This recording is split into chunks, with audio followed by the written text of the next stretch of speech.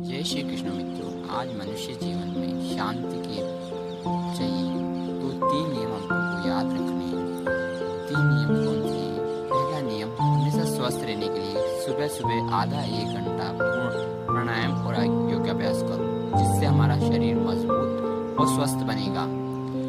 दूसरा नियम, कम बोले और शांत रहो, जरूरत के अनुसार ही बोलो। कम बोलने वाले लोग की खूबियाँ हैं कि उनका दिमाग शांत होता है